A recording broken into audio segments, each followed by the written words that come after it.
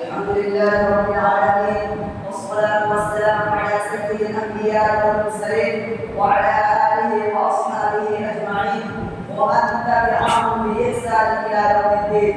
أما بعد، محترم حضرات اور سامعین اکرام، یہ میرے لیے بڑی سعادت اور خوش نصیبی کا مقام ہے کہ آج اس قسم میں تحریک آزادی میں علماء دیوبند کا کردار کے موضوع پر غربگشائی کی جسارت کر رہا ہوں.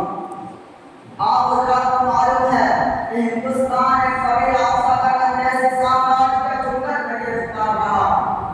مغلوں کی کمزوری اور ملک کی بدامنی و قواعد الملوک کی بدولت ہندوستان کو تمام غلامی پہننا پڑا.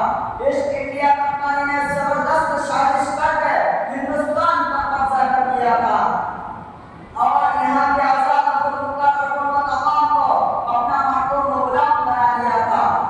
میں اس طویل تاریخ کے چکر میں نہیں پڑوں گا. مجھے آپ سے یہ کہنا ہے کہ ہندوستان اور انگریزوں کے خلاف سرائے جہاد بلند کرنے والے انگریزی سامراج سے دارسما ہونے والے مسلم حکمران تھے. سب سے پہلے سید احمد شہید اور شاہ اسماعیل شہید نے پرچم حریت کو بلند کیا اور شہر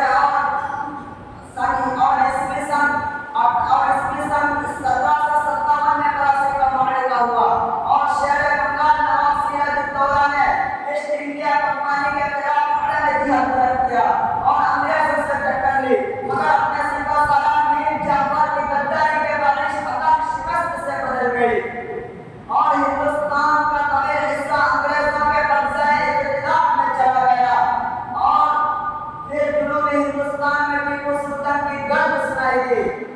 اس مرد خدا نے انگریزوں کے خلاف ہندوستان کی پاک سرزمین سے باہر نکالنے کو عزم کر لیا تھا، مگر اس کے ساتھ غداری کا معاملہ ہوا. اس کے سپہ سالار میر جعفر نے غداری کر کے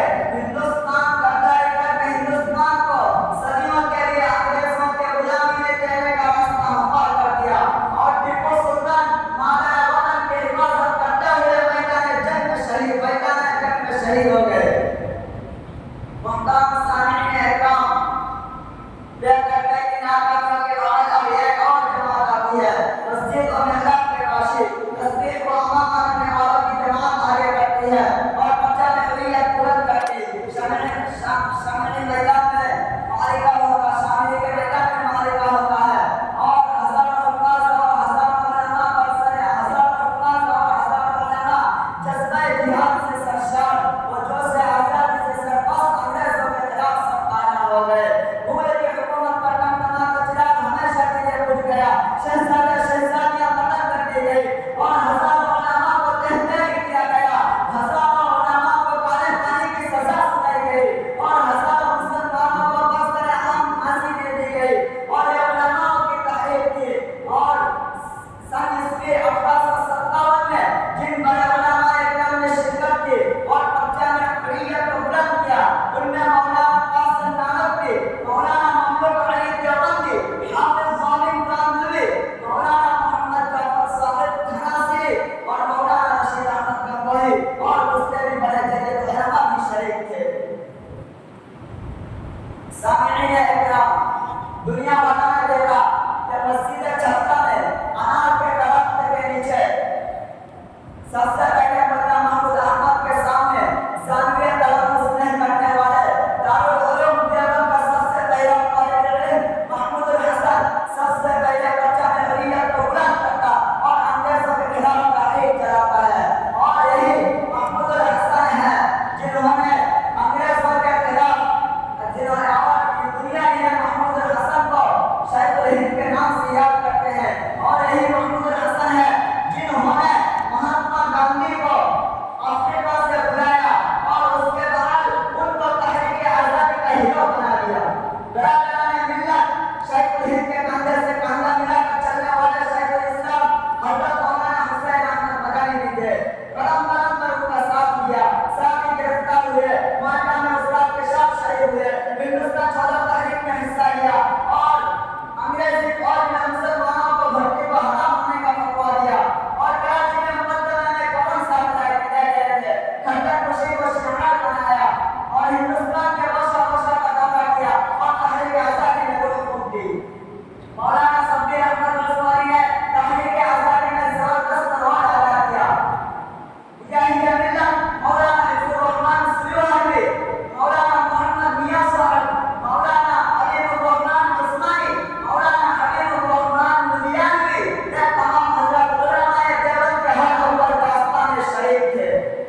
जमीयत उलमाए हिंद और उलमाए देवबंद ने कांग्रेस के शाना बशाना आजादी की लड़ाई लड़ी है, जिसके शाना बशाना आजादी की लड़ाई लड़ी है, जेल की सहूलतें बर्दाश्त की है, आजाद और ईजा की मसे चुके हैं।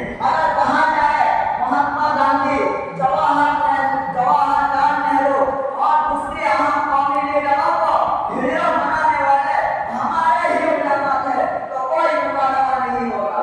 इन जैसे अहम लीडर मुस्लिम सहाबा उलमाए इस्लाम की कुर्बानियों को अगर अहले हिंद याद कर ले तो आज मुसलमानों को गद्दार वतन कहने वाले, उनको गैर मुल्की कहने वाले, अगर इन उलमाओं की कुर्बानी को याद कर ले तो अगर उनको गैर मुल्की कहने वाले दुश्मन वतन सब तरफ अपना सर शर्म से झुका लेंगे। वक्त की किल्लत के बारिश आखिर में यही कहूँगा कि उलमाए हिंद